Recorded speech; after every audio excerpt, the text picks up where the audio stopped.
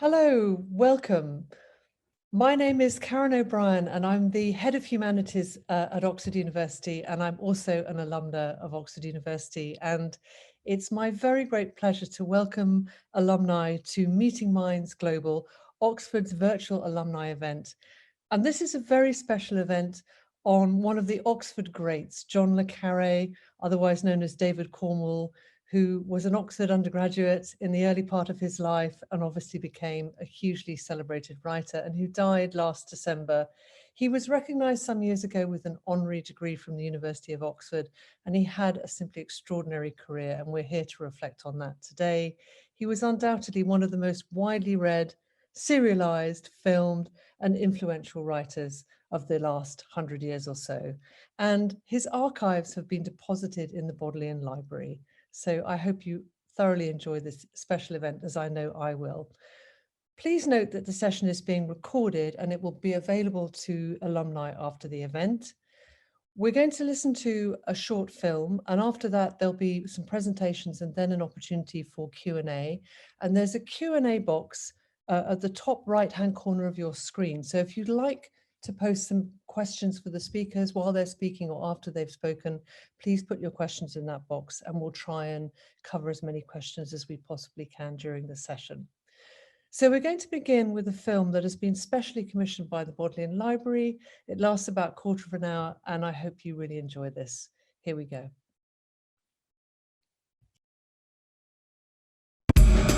The moment we cease to question our relationship to the institutions we've created, we've really lost the distinguishing mark which, in our opinion, elevates us above that monstrous Bolshevism.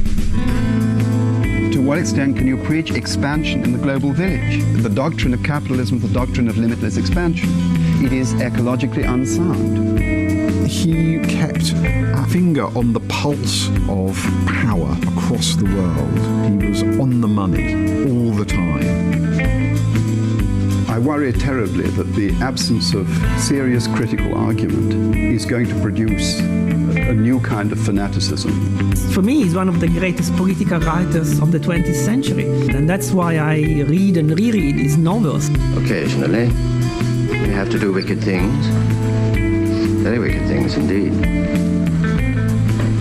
But you can't be less wicked than your enemies simply because your government's policy is benevolent.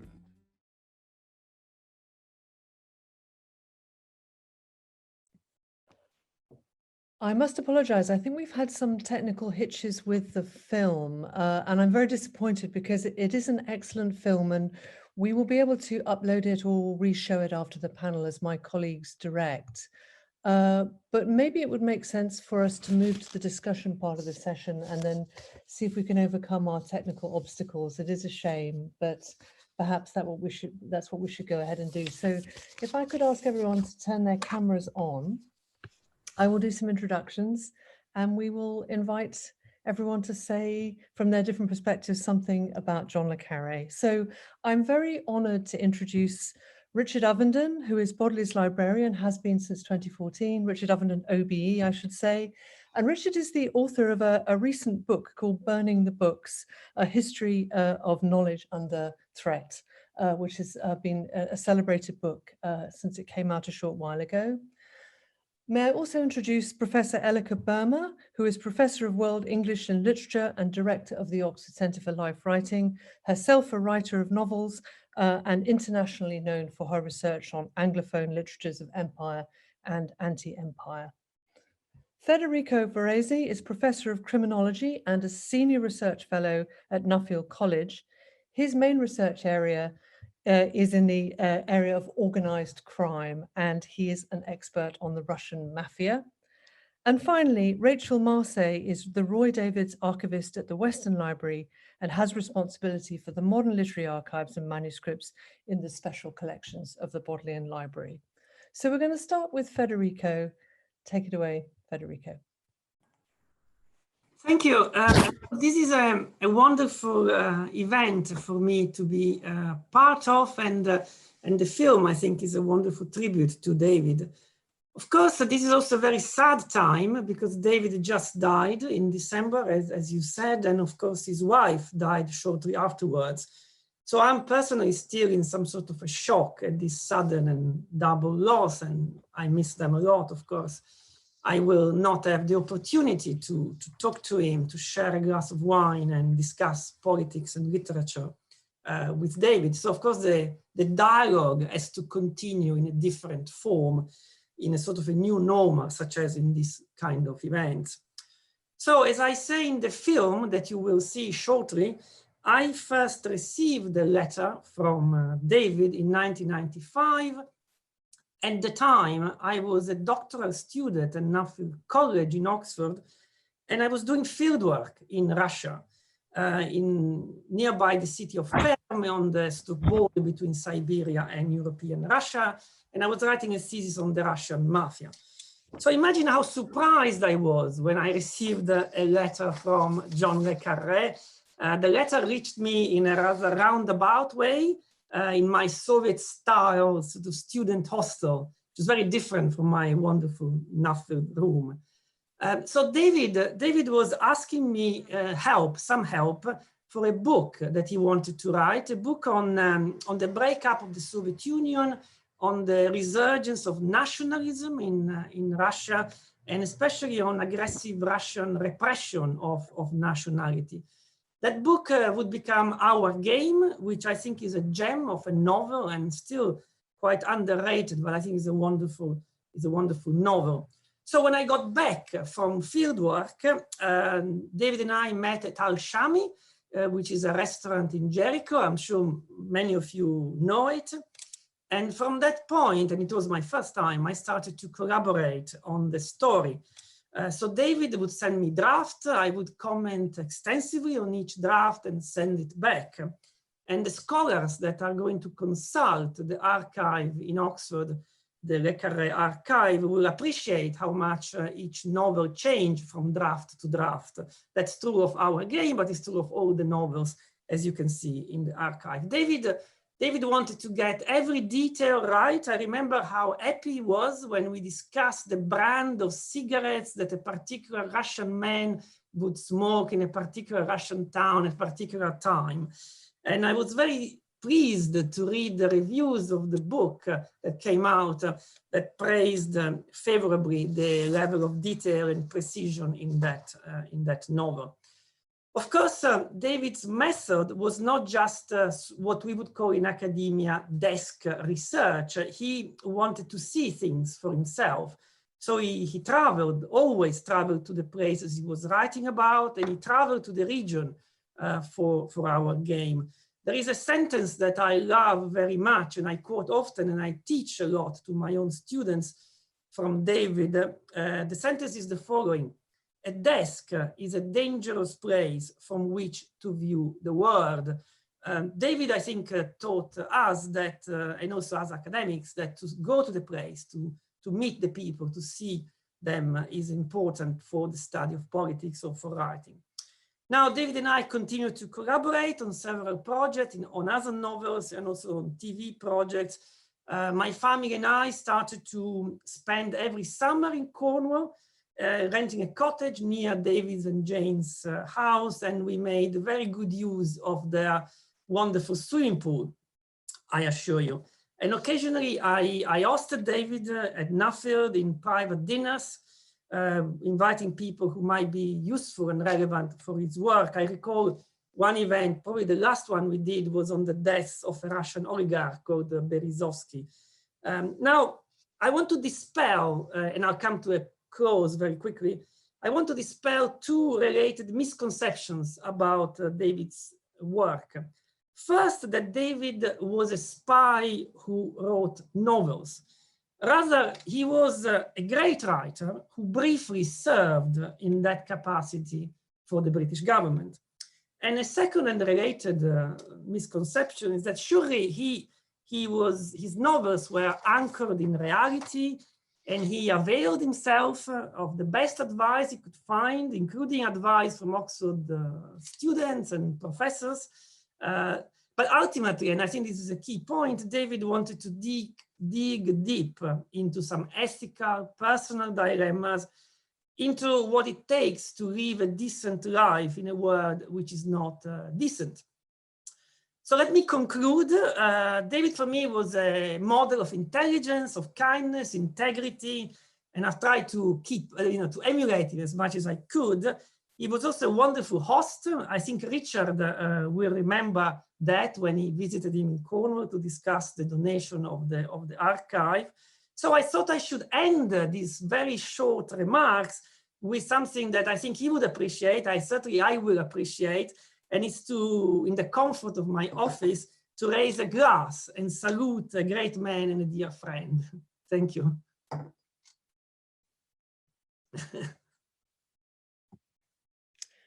Elleke. Thank you so much, Federico, for those warm personal remarks. It's a great privilege to join in with this dialogue. I didn't have personal knowledge of le Carré, but I certainly greatly appreciate his work from the perspective of world literature in English, and it's about le Carré's contribution to world literature and le Carré as a great writer that I want to focus my remarks today. I could go on for a lot longer, but I'd for the purposes of our panel, I'd like to make 2 points on le Carré as a writer and his contribution to 20th and 21st century literature. The first point really is to say that John le Carré probably, in my view, has no equal as a writer of spy thrillers and international espionage in the 20th century or at any time. He evokes a world at the tense, dangerous contexts of the Cold War, context that he, as a one-time British intelligence agent in Berlin in the early 60s, saw literally rising round him, rising, as he said, out of the rubble of the previous war.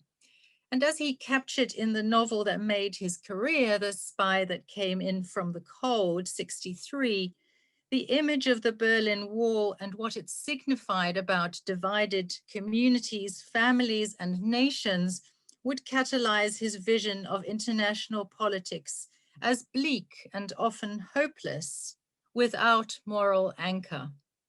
As George Smiley says at one point in Tinker Tailor, there's as little worth on your side as there is on mine.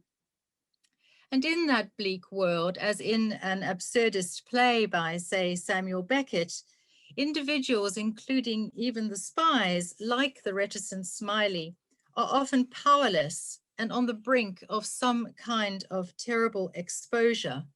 They often feel overwhelmed by ruthless forces over which even the weapon of intelligence gives them little control. My second point, which is probably a bigger point, though it rises from the first, has to do with le Carré's stature as a British, or better, I think, British and European novelist of the second half of the 20th century and into this one. His insights into end of empire Britain, a greatly diminished country, as he said, in which he felt values had collapsed and people had lost their way, mark him out, in my view, as a worthy successor to writers like Graham Greene and in particular, I think, George Orwell. They are distinguished as he is, or he as they are, by mordant insights into the compromised political morality of post-war Britain, as well as of wider geopolitics today. Britain's part in the Second World War, significant though it was, has never, le Carré felt, given grounds for political or moral complacency. Liberal democracy, he wrote, and he was often exercised about this in his later years, liberal democracy is an ongoing project that constantly requires repair and maintenance. And when I heard Biden's inaugural address as President of the United States earlier this year, I thought of le Carré. I thought that they were talking about a similar project, a shared project of the repair and maintenance of the liberal democratic project in the West. On these grounds, I feel that we can make a convincing case for le Carré as a leader, later 20th century condition of England novelist, whose work in more recent years bears comparison, I feel, with a writer as seemingly unlike him as the very great Ali Smith in her seasonal anti-Brexit tetralogy, Spring, Summer, Autumn, Winter. In work like The Constant Gardener, one of my favorite le Carré novels, his careful, elegant prose takes apart a Britain governed in the exclusive interests of a tiny class fraction, paranoid, uneasy, suspicious of outsiders, in love with an image of itself as powerful and commanding that certainly never has had a basis in reality. In later le Carré work, a so-called global Britain in Africa is seen as arrogant, corrupt, in league with multinational corporations, and this is crucial, entirely careless of the individual human being. And the counterweight to this, and this is where I'll close, the counterweight to this, showing us that another way is possible, this is a source of hope for le Carré, is the wonderful character of Justin Quayle, the constant gardener of the title, devoted to the life of plants and to his dead wife's quest to uncover the truth of drug trials in the developing world. So I pay homage with these remarks to le Carré's extraordinary vision and his great work. And I look forward to talking more. Thank you, Rachel. Thank you. So the Bodleian Library has been designated as the permanent home for le Carré's literary archive. As le Carré himself said, Oxford was Smiley's spiritual home as it is mine. The Bodleian is where I shall most happily rest. The archive came to the Bodleian from le Carré's home in Cornwall, where he had his own writing studio, and the archive was originally housed in a barn there. The first tranche of material, which contained the bulk of material now here at the Bodleian, arrived in August 2010, and the second tranche, which was the remaining fifth of what we have now, arrived in April 2013. As it currently stands, the archive comprises 600 archive boxes, or 90 linear meters. All of the manuscripts have been rehoused into acid-free folders and boxes for their long-term preservation, and are stored in environmentally controlled and secure conditions. The collection has been fully catalogued and is available to view online via Bodleian Archives and Manuscripts. So the collection contains John le Carré's literary manuscripts as arranged by the author himself, and contains the manuscripts of 18 novels published between 1965 and 2010. So that's from The Looking Glass War to Our Kind of Traitor. Unfortunately, it does mean that we don't have the original manuscript from The Spy Who Came In From the Cold, which was published earlier in 1963. The manuscripts are mainly autograph manuscript and typescript drafts, usually written on loose sheets of A4 size paper, with some printers' and publishers' proofs included as well. There aren't any manuscripts in the archive for works which remain unfinished or unpublished. The manuscripts are fascinating in that they reveal le Carré's working methods in detail, amendments in different coloured inks, crossings out, and very literal cut and pastes with paper and staples, demonstrating what le Carré said in one interview as ironing the stuff, getting out anything that's extraneous. Most of the novels went through several drafts and demonstrate how le Carré reworked his novels. There are 20 boxes alone worth of material for Tinker Tailor Soldier Spy. Le Carré emphasised the importance of opening lines and demonstrate how le Carré reworked his novels, sometimes completely reworking the order. The archive also reveals different working titles. The Constant Gardener, for example, was originally entitled The Mad Gardener, and some titles were reused. The working draft for The Honourable Schoolboy, which was published in 1977, was originally Pigeon Tunnel, which was later used for his autobiographical work, published in 2016. So why is the archive important? One of the reasons is the very breadth of the material. The time span alone covers 45 years worth of writing. And the presence of le Carré's handwritten script gives a direct sense of the author and his writing processes. The retention of multiple drafts really gives a sense of the progress of the novels, how they and the characters were written, conceived, and evolved. The collection also shows the extent of le Carré's work in partnership with his wife Jane.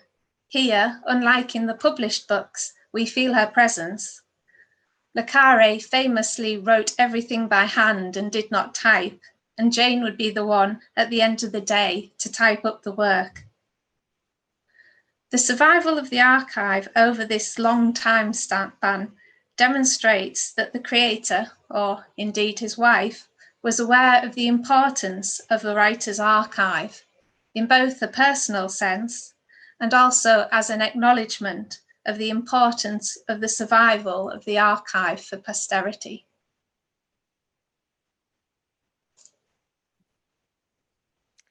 Thank you. And finally, Richard. Thank you very much indeed. And like all the other speakers so far, I'd like to just say how honoured I am to be here and talking about David Cornwell and to be sharing our experiences and our understanding of his life and work with all of you, because David felt himself to be an Oxonian. That was an incredibly important part of his, his own life experience and his own sense of who he was. And I think he saw the university not only as a place which changed him as a person at a very important time. It allowed him to grow and to shape his own sense of himself, and to develop relationships which stood the test of time. And one in particular, the former rector of Lincoln College, Vivian Green, who of course, steered him into working for the British government at that kind of crucial part of his own development, and brought him into the world of espionage and intelligence. But I think more than that, of course, we've heard from Federico and others that Oxford was for David a resource in later life. There are many individuals who he tapped for information, for ideas, who he discussed in great depth.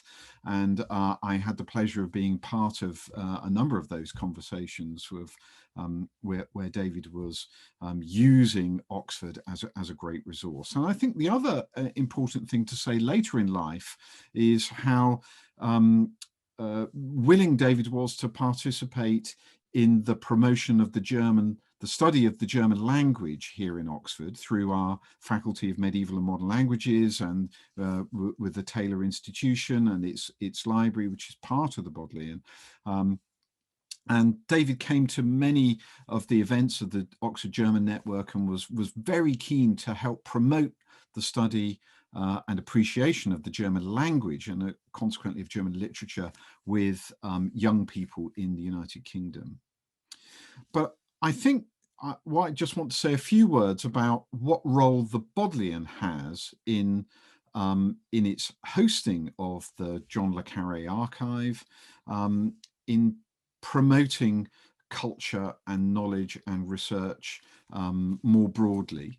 And I think that, back in 2006, when I first wrote to him, I didn't know him at that point, and I was very keen to see if by any chance he might be interested in depositing his archive with us. And he wrote me this wonderful letter back almost instantly saying, well, he would be absolutely delighted. And nobody had asked him.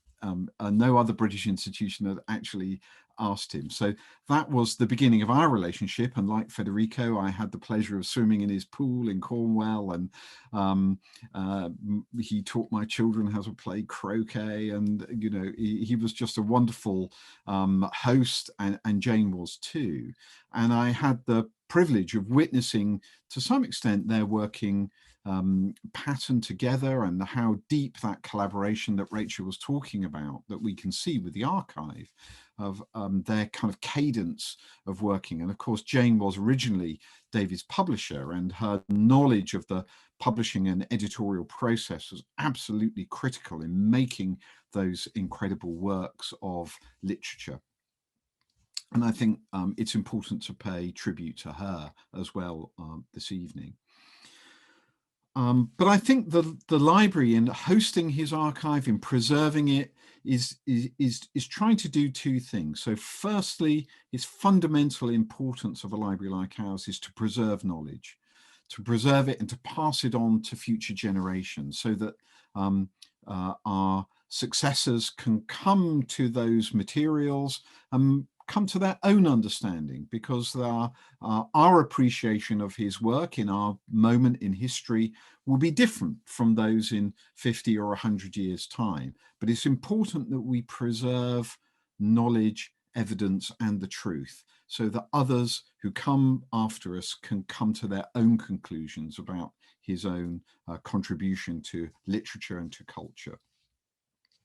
The other role critically that we have to play in the Bodleian is to share that knowledge. And that most importantly, of course, that's sharing it with students and researchers in the university and in the broader world of scholarship that we are intimately interconnected with, whether that's globally through conferences and academic networks, through supporting seminars and teaching processes, or allowing publication to take place because we hold the originals, which might be later edited or re-edited by scholars. But it's also about engaging with a wider world. And through our exhibitions, which we collaborate with Oxford scholars and other scholars on, and through public events, perhaps like this one itself, and other events aimed at a broader public, or even bringing school children into the library and to appreciate some of the treasures that we're fortunate to hold, we can do a kind of broader fulfill a broader educational role. And that's incredibly important, as we want to encourage a sense of the richness of our culture and letters, much of which has been the work of our Oxford alumni like David. But we want to inspire other writers, and whether they're school children who might encounter a manuscript in one of our exhibitions or in a special event that we put on for school children, and think, well, actually, perhaps I could be a writer like David Cornwell, or to to think that actually studying their work, coming and appreciating them at a higher level, might be something that would be a really interesting thing to do, and to be inspired to come to Oxford and to do, or another university, to do higher level study, to study English literature or politics or criminology or whatever it might be. That's part of what we feel that our role for society and for the university in the Bodleian is all about. So it's about preserving knowledge and about sharing it, and sharing it in a way that addresses as broad a public, from great professors like Elleke and Federico to members of the general public. And we're enormously grateful to David and to Jane when they saw us as a worthy institution to entrust his archive. And now, of course, we're working with his family to bring the rest of his archive to Oxford, so that it can join the literary manuscripts, and we can have a full appreciation of the life and work of this incredible writer. Thank you. Thank you to all of you for giving us such compelling insights into David Cornwell's personality, his handwritten archive, and the literary and intellectual significance of his work. We're going to have another go showing you the video, with apologies for it not having worked last time, but we would really love to share this with you. And my colleagues are going to put the video on screen right now, and then we'll have time for questions and answers after that. The moment we cease to question our relationship to the institutions we've created, we've really lost the distinguishing mark which, in our opinion, elevates us above that monstrous Bolshevism.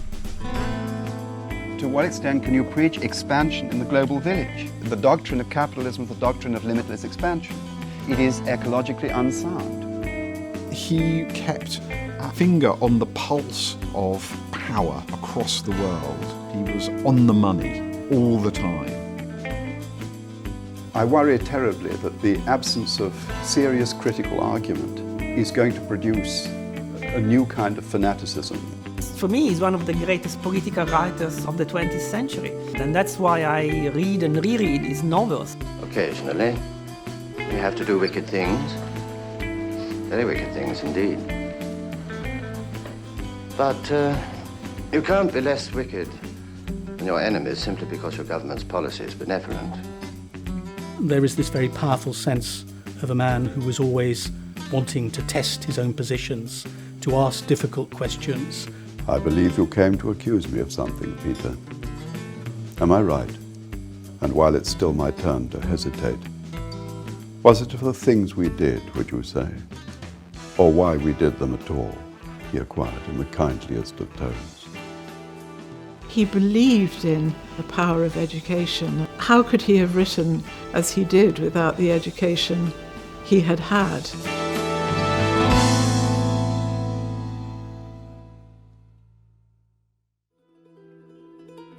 David Cornwell came up to Oxford in 1952 to read modern languages, and that was an absolutely pivotal part of his life, because not only was he able to kind of escape his rather difficult childhood, he established a very important relationship with Vivian Green, the rector of Lincoln College, where he was a student, and it was through him that he became deeply involved in the British Secret Service. David described Vivian as a proxy father, largely because David Cornwell's own father was so unreliable and so dodgy. Vivian would find ways to look after him financially when his father went bankrupt yet again, or helped him travel, helped him just find his way, really. So Vivian was very important to David Cornwell, and also very important to every reader or admirer of John le Carré's work. Vivian is the principal model for George Smiley, who's John le Carré's most famous creation. Vivian's power of silence, his way of inviting confessions, of prompting people, of waiting for people to reveal themselves, that's like Smiley. The college rescued David Cornwell, the adolescent. He learnt about language there, which was, of course, abidingly important to him. In the last year of his life, he came back to the college and talked to the undergraduates, because the undergraduates represent hope, the next generation. Back in 2006, a friend of mine and I were discussing which of the really great writers should be in a great repository like the Bodleian. So I wrote to David without any real expectations, and I got the most wonderful letter back from him. And I'd just like to read it out to you now, because I think it sums up how important it was to him, but also to us. I'm delighted to be able to do this. Oxford was Smiley's spiritual home, as it is mine. And while I have the greatest respect for American universities, the Bodleian is where I shall most happily rest. The first tranche of the material that we have here in Oxford is 85 boxes, and it's arranged by each of the novels. So they are the manuscripts, the drafts, the typescripts of the versions which led up to the publications which we all know and love.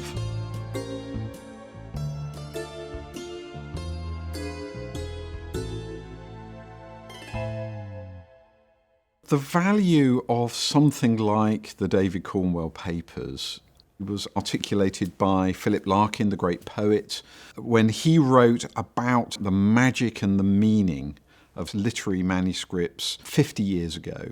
The papers give you an insight into the formulation of great works of literature.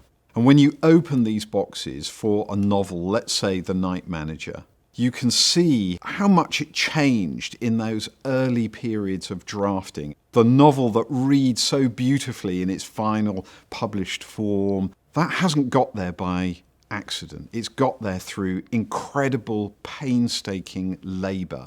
He will not rest until it's right and will rewrite and rewrite countless times, changing the form and structure of the chapters that he's working on quite radically, changing the names of the characters, changing the plots, changing almost everything until he's absolutely happy with it.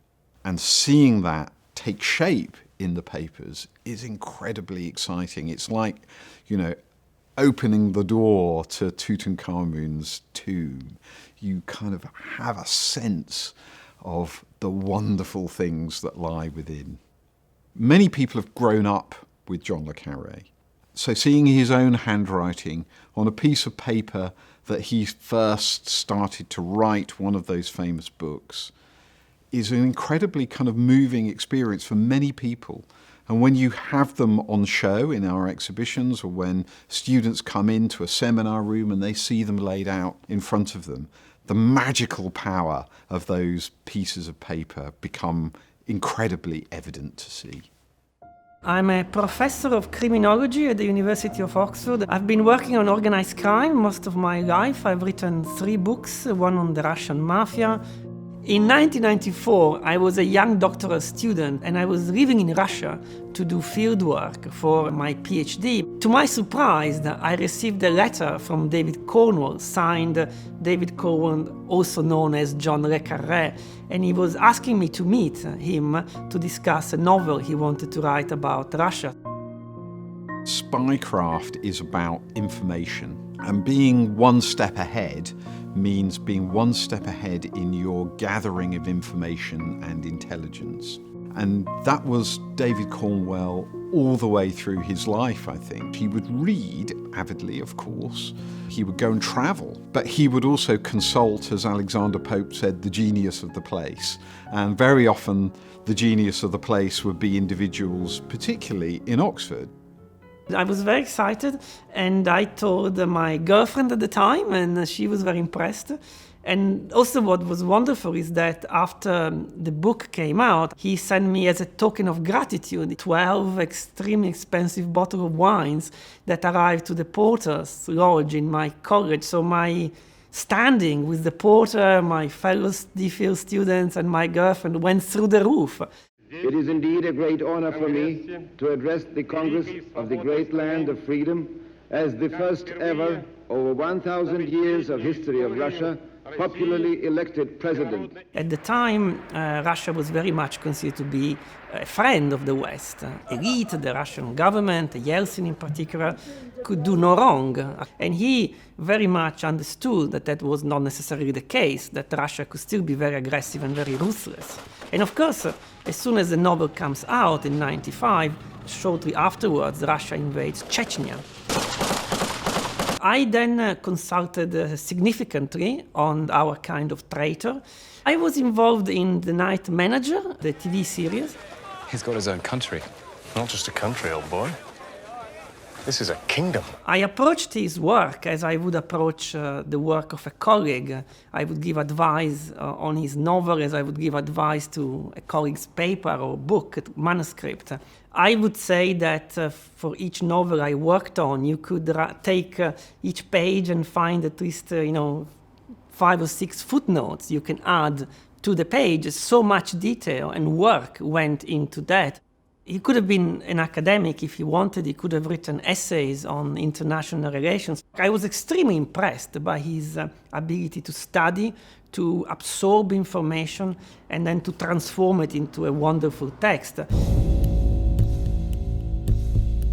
David's understanding of the world and understanding of the minds of the powerful figures, mostly men, who control politics, government, law, industry, commerce was incredibly insightful and illuminating.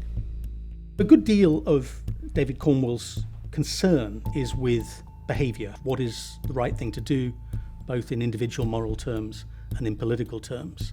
And it's really interesting to see how that question of right behaviour plays out through the different periods of his life and of his writing. So the classic period of the Cold War and the Cold War novels, much of that has to do with the questions about means and ends. We are on the right side fighting the good war. What are the means that are appropriate to use? What the hell do you think spies are? Moral philosophers measuring everything they do against the word of God or Karl Marx? They're not. They're just a bunch of seedy, squalid bastards like me. Do you think they sit like monks in a cell balancing right against wrong? In the post-Cold War, the target is the emptiness, the hypocrisy, the selectivity, the hubris of those that have claimed to win the Cold War, to represent the Western values that have now triumphed. And yet in their behaviour, they give the lie to that, or at least they undermine many of those same values. If Saddam didn't have the oil, he could torture his citizens to his heart's content. Other leaders do it every day.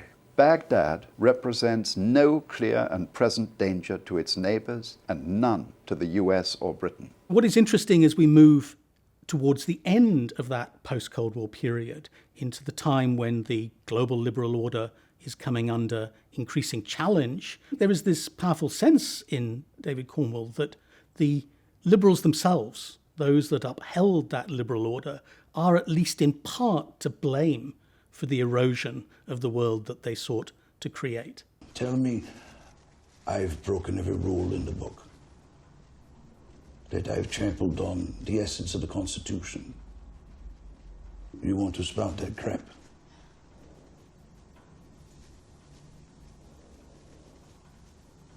Yes? Do you know where you are? No, you don't. Right, this is the real world, Annabelle. If we then move into the era of Trump and of Brexit, David Cornwell's focus on the behaviour of the West again shifts. Faced by an overt challenge to liberalism and to liberal democracy, what we see is a very strong upholding and a very strong defence of democracy and of the possibility of rational political debate in an era of fake news, in an era of simple slogans. Always in my books, I've tried to live the passion of my time. And in this case, I felt very deeply the British public has been bamboozled by people with private interests. Underneath David's criticism of this country, there was certainly a deep love and a patriotism for England. Of course, he had served this country and did things that were not easy to do. And so he felt that he had the right to speak up if he thought this country was going in the wrong direction.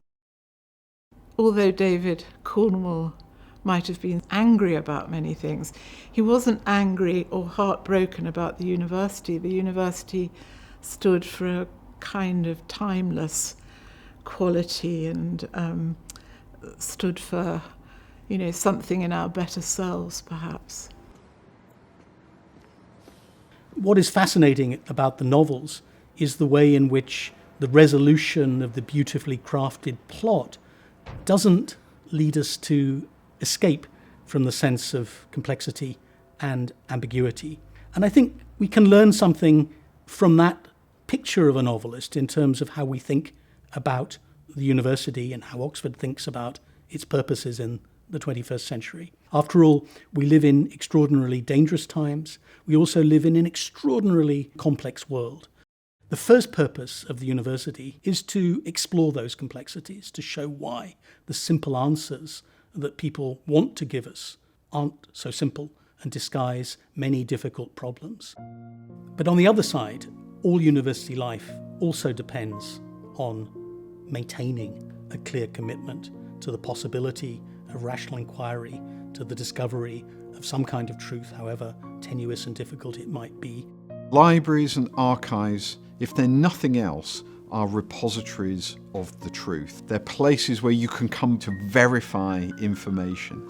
They're places where they are sources not just for meaning, but for inspiration, for magic to happen as well.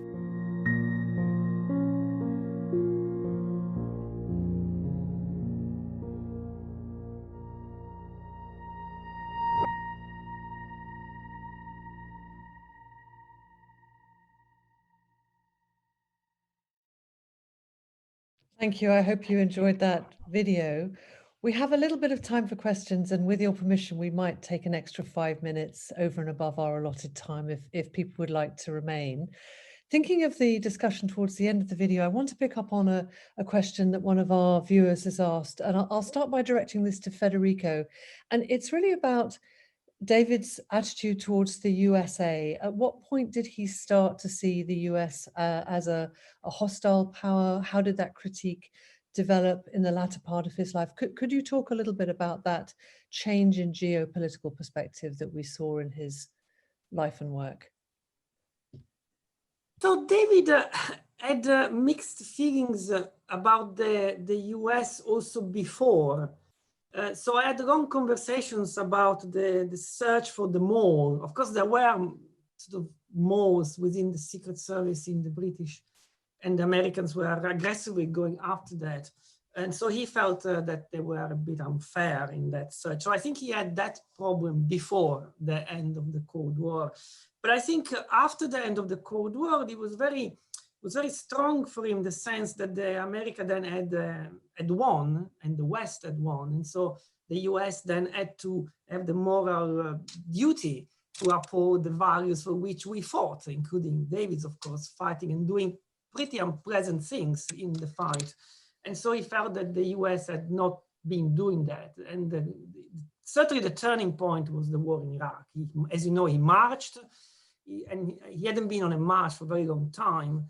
And then Brexit was the last straw, in a sense. He was passionately against it. So I would say, to answer precisely, the war in Iraq for him, it was absolutely crucial, and he has spoken so much about that. He wrote a very famous piece, of course, a very famous article that came out in the Times, I think, but it was syndicated throughout the world, that said, America's gone mad, as you know. Thank you. Moving to the other end of his career, the fact that he served in the intelligence corps, MI5, MI6, makes the archive potentially very interesting to students of the intelligence community.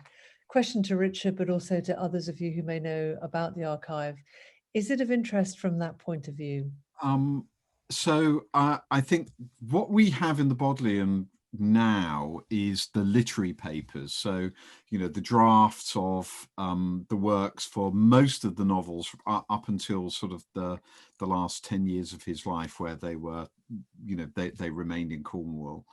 I think for all that kind of correspondence and that sort of really kind of juicier stuff, that's still that's still with the family, essentially. And what we're discussing with David's children is what will come from the family what is still in their homes, to come and join the archive that's in the Bodleian. So I think that is very kind of tantalizing material. Obviously, from an archival point of view, much of that will actually have to remain closed for quite a period of time, because there are still many living individuals who are mentioned in it. So in this country, we have the Data Protection Act and various responsibilities as archival custodians in order to follow those laws. So, but you know, we're in it for the long haul, and it will be much of that material is accessible now, but some of it will have to be closed, and it will be for scholars in the future to make some of those discoveries. Thank you. Still on the archive, understandably, there's curiosity about where is the manuscript for The Spy Who Came in from the Cold. Does or will the archive eventually contain information about the interactions with those who adapted his novels for film and TV? And will there be more material relating to his later works? Rachael and Richard, can you tantalize us more with what either is or Yeah, hopefully will be in this resource? Perhaps I'll just start is that the intention is, yes, for the other material to come and join that which we've already got, particularly the three manuscripts for the most, most recent novels since 2010. And he was working on another novel at the end of his life. He was still creating the archive, as it were. Absolutely extraordinary resources of energy that he had. And I think, again, the material that hasn't come to us yet is about the kind of, if you like, the literary estate. So how those kind of adaptations in film and TV, most of which were run by this company, which his children set up, called the Ink Factory, or two of his sons who are directors of the Ink Factory. And we're working very closely with them. So I hope that they will, absolutely, because that's one of the incredible things about Le Carré is that, and it'd be interesting to hear Elleke's take on this, is that he was a writer whose appreciation of him as a writer was made by many people who actually never read any of his works. They appreciated him through the medium of film and television. And that's a very, he's one of those individuals who kind of transcends, the printed page, as it were, as the medium of disseminating their literary work. And so you're absolutely right. We ought to have that material. I don't know, Rachael, the manuscript for The Spy Who Came In From the Cold. Yeah. I'm not sure. Does it actually exist anywhere? I presume it doesn't, because it's a very early work, and that was his kind of breakthrough novel. I suspect, like many writers, it wasn't worth as much to himself. But when he got established, that was sort of the point at which the manuscripts were sort of kept. So I suspect that it doesn't exist. I might be wrong, but that's what I would suspect. As with many literary archive, it's often the case. Yeah. Well, here's hoping it does fall out of a drawer. Yeah. These things do happen. Elleke, I have a question I'm going to direct to you. And I was very struck by what you said about Le Carré writing Condition of England novels. We think of that as the great 19th century novelists who really encapsulate the condition of England. And the question is, Dickens shed a light on the socio-economic times he lived in via his novels. What do you think Le Carré has contributed via his novels to the times that he wrote in? Well, it's a great question. It opens up a lot. I mean, as I was trying to capture in my remarks earlier, I think that he had an extraordinarily fine, but also gritty sense of his Cold War context, and all the complexity and ambiguity of that. I mean, the resemblance with Dickens, I think, is a very strong one, actually, because Dickens also, of course, gives us a very, a fine-grained and gritty portrait of the complexities of life in Victorian London. And so too, I think, Le Carré, for example, in The Spy Who Came In From the Cold, as we've been touching on that, through that novel, you smell, you feel, you are, physically placed through that elegant realist prose of Le Carré's. You're placed in Berlin at the time of the Cold War. I'm in that perhaps interesting, privileged, I don't know what it is, position to have visited Berlin both when there was a war and subsequently. And when I think back to as a young student seeing the wall, it was such a symbol to me of the division of communities, you know, as I was saying, the rubble of one war becoming a divider in another, or a symbol of another. And you know, when I saw the war, I thought of Le Carré. You know, there is something about his prose that is intensely evocative, as is Dickens, and it has to do with the complexity, I think, that he manages to capture. It's very detailed prose. I mean, I don't know how he did it. I was fascinated by Federico's remarks about the research that he put in, and the fact that he wasn't a desk writer, that he went out and traveled and visited the places that he wrote about, because you really do get a sense of the detail. It's not photographic. It's very viscerally realized, as is Dickens. And A Perfect Spy is Great Expectations. Oh, absolutely. Yeah, absolutely. Yeah, wonderful. Very different line of questioning. Thinking about the Oxford, Le Carré, Lincoln College, there's a question about the influence of Vivian Green on Le Carré. Can we say a little bit more about that, perhaps beginning with you, Richard? Yeah, I mean, I think Susan Brigden in the film got it right, that David's father was a very, very kind of tricky individual indeed. I mean, David had a very challenging upbringing with this kind of roguish person who was kind of in and out of jail and constantly owing money and couldn't pay David's school fees, and was absolute kind of, you know, kind of reprehensible individual. I spoke to one Oxford alum who his first job as a lawyer, is another Lincoln College alum actually, was to prosecute David Cornwell's father. And so you know, when David came to Lincoln, I think it was a kind of an escape from that past. He could kind of almost reinvent himself, and it opened up new vistas of knowledge for him. You know, he loved the German language. He was able to immerse himself in that literature. It was a place of ideas and of kind of serious intellectual discovery and you know, encountering new ideas.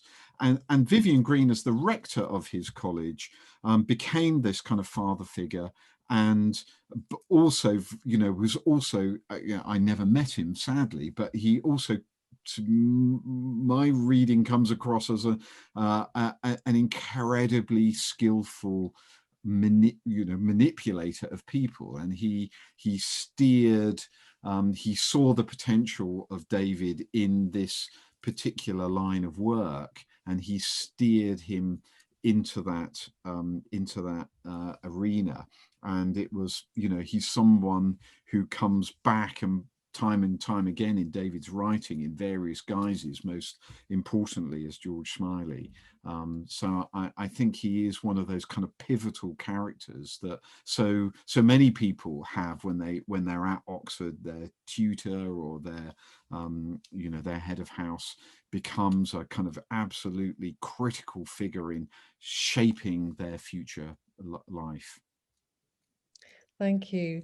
And final question, because a number of people have asked it, I think we have to ask it. The decision to take Irish citizenship late in life, the Brexit campaigning. Federico, did he discuss that with you? Did that all make sense to you?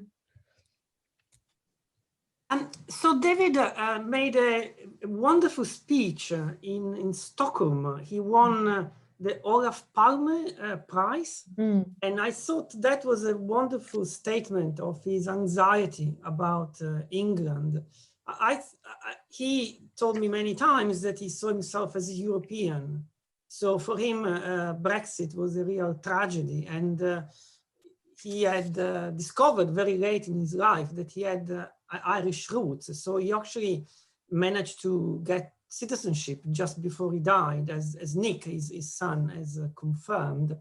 I think it was very painful for him, because as I was saying in the film, he was extremely much interested, in love with this country, with England. And when, for instance, when we were talking about his novel on Russia, or the second novel on Russia I worked with, Our Kind of Traitor, he said, of course, I want to know everything I can about Russia, but I'm not writing about Russia. I write about England. That's my part. You know, I always write about this country. I don't write about other countries, because that's the country I understand, I love, and I want to have an impact on. So I think that was his passion. And surely Brexit for him was a major blow, because he felt the country was going in the wrong direction. Something else I would like to add about his great novel, something that I find really interesting as a sociologist, if I may, if I have 1 second, and his description of the bureaucracy of the Secret Service. I think that's a wonderful description of how it really was to be a spy. And if you compare it to the Bond novel, obviously it's very different. I think it's a theme which is very interesting in his work. Thank you. Well, I think we don't have much more time, but I have been very struck from this discussion how Le Carré comes through as a patriot with a really interesting oblique angle on Englishness, and how that was a real creative force for him throughout a life that spanned so much change and so much transition. But that relationship, that critical relationship to Englishness, which I think started to be sharpened up in his Oxford days and carried him through creatively a long and magnificent career, is something that's really come through in this discussion. And I also think our enormous gratitude for the archive and the potential that that archive holds for future generations of students and scholars. It's a fantastic resource. And we are going to be, in the coming decades, I know, saying and doing a lot more with the wonderful Le Carré legacy that we have at Oxford. So thank you to our wonderful panelists for joining us. Thank you to the Bodleian for producing the film. We will let you know how you can view the film again, because there are a few questions. I think there are some viewers who would like to see it again. And goodbye.